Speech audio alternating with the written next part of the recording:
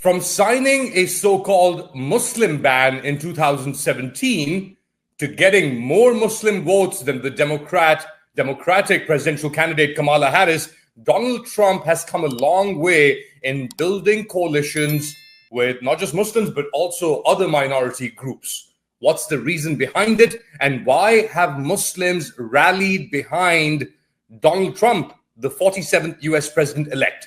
To get an idea of this and other issues, I'm joined by Rabiul Chowdhury. He's the co-founder of Muslims for Trump, and he's joining us from what was supposed to be a battleground state of Pennsylvania, which went towards Trump. So, Rabiul, why Muslims for Trump?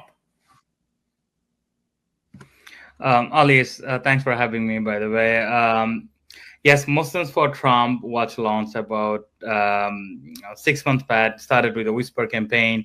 Upon our discussion and conversation with some of his top surrogate, like Richard Grenell, who was not also just to elect Trump, but to punish Kamala Harris and Biden administration for their active involvement in this escalating war that we have seen in Middle East as well as in Ukraine. As a result of it, Muslims for Trump was launched, where we not only voted for Trump, we actively campaigned for him in, as you mentioned, battleground states like Michigan, Pennsylvania, Arizona, Georgia, Nevada even. We are the key differentiator in this election. If you look at some of the numbers, Michigan, for example, he won by 80-some thousand votes. We have over 154,000 votes, and he has caused a reckoning in terms of flipping some of the pro-democratic places like Dearborn, right? Where 45 to 50% of the vote went to Trump. Can you imagine that? And, you're talking about Gaza as being an underlying issue here. Traditionally, the Democratic Party was supposed to be the party of minority groups, including, as you mentioned, Muslims in Dearborn, Michigan. What was it this time? We know that the Kamala Harris campaign or the Biden administration wasn't listening to minority concerns, but what was it? What was the catalyst that pushed so many minorities, including Muslims, into the Trump camp? Well, what happened was that, to say it in a bolder term, Kamala Harris screwed up because we are the religion and the people of common sense. So is President Trump and his administration. What he did on his campaign trail, he has won the hearts and the mind of many Muslims. If you look at his visit, right, even the day of the election, he spent time at the rally with Arabs and the Muslim, where Kamala Harris removed Muslim Democratic candidate Ahmed Ghanem from a rally that was taking place in Detroit. She refused to talk to uncommitted folks at the DNC. She even has refused to talk to the family members of Palestinians, where Trump engaged heavily with Muslims and the Arab. In fact, he acknowledged it at his rally here in my home state, Pittsburgh rally, that recognizing our organization, Muslims for Trump, he said that if I win, they will be the decider. They may be the decider of this election. Muslims, they love peace. We love peace. So all Muslim Americans saw was that Trump is a peace-loving guy. He is speaking the language of peace. And that's what delivered him the election. I think it's important to tell our viewers here that Muslims in America are around 7.5 million. They're a sizable minority, but they are divided along lingual lines, along ethnic lines, national lines as well. And even there are some communal differences in this group. You've got a large percentage of Arab Americans, as you mentioned, in places like Dearborn, Michigan. In other places, maybe in New York, you have a large Bengali or Bangladeshi Muslim community, which is very active. In Pennsylvania as well.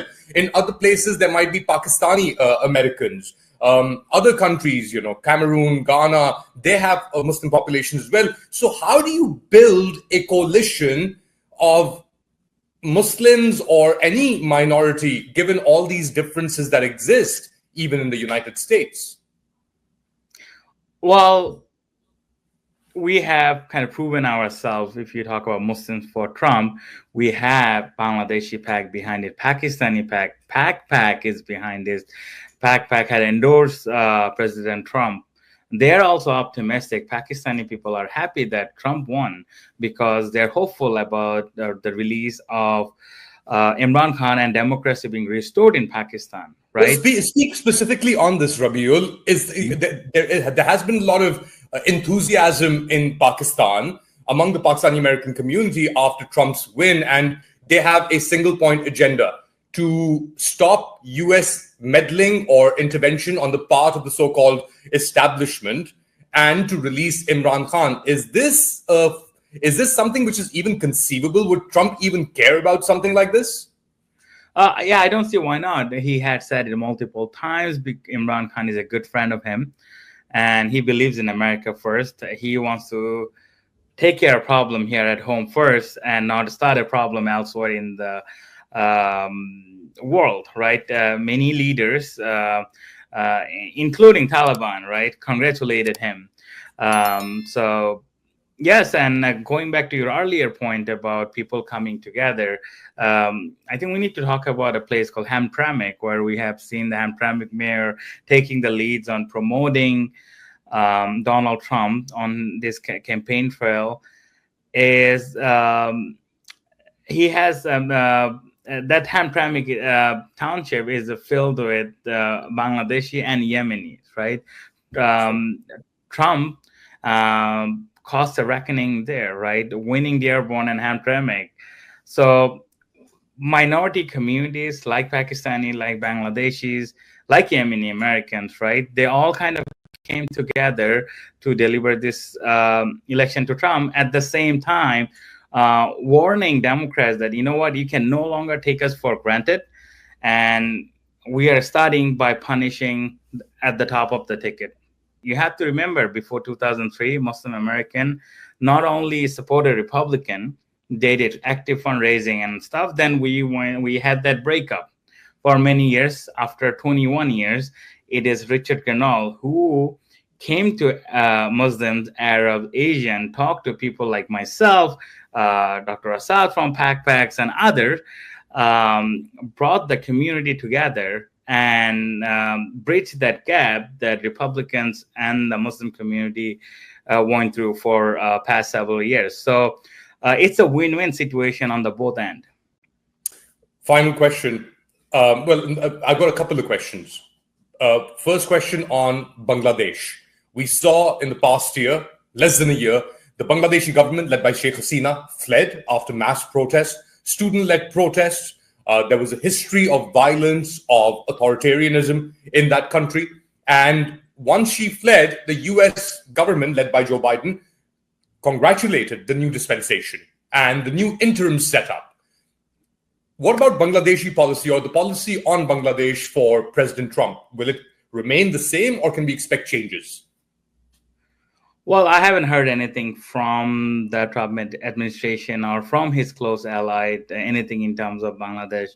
I'm not sure how much influence he will have, but what I do know that he will have the America First agenda, which means that I don't care about the conflict elsewhere. I care about what's happening at home first. Let's not get involved into foreign politics that I don't need to. That's Donald Trump. And that's his way of working. You know that, I know that. So that's and he's also promised to be an anti-establishment figure, as you mentioned, that throughout, even in his first presidency, there was a lot of I would say tension between the Trump administration and the so-called establishment, either in the State Department, Pentagon, and so on and so forth. So it'd be interesting to see what happens now. Finally, as a Muslim in America, there's been a lot of, I guess, fear-mongering directed towards Muslims that Kamala Harris was the lesser of the two evils. And now some Democrats are saying that for Muslims like you who supported Trump, or Latinos or African Americans, that he will deport you, that he is against you. How would you respond to those people, to those naysayers that say that you've made a deal with the devil? Well, first of all, I think we need to respect the wheels of he won by electoral college vote as well as a popular vote. More than half of the country voted for this man. And it is atrocious to hear some of those comments now about us electing Donald Trump and them blindsiding millions of people displaced in Gaza and other places. Over 20,000 children being slaughtered. I would say they did it to themselves. And I would almost go in the extent of saying Muslim Americans are ready to take the blame for Kamala Harris's loss and take the credit for Trump's win. All right, Rabiul Chowdhury, thank you so much for joining us, the co-founder for Muslims for Trump. Thank you. Thank you. There you have it, Rabiul Chowdhury giving us his take on why I wouldn't say vast majority, but more Muslims voted for Donald Trump according to data than they did for Kamala Harris. And that, according to Rabiul Chowdhury, has been a reason for Trump's success. I hope you like this content. Do like, subscribe, and share it. Take care of yourself. Goodbye.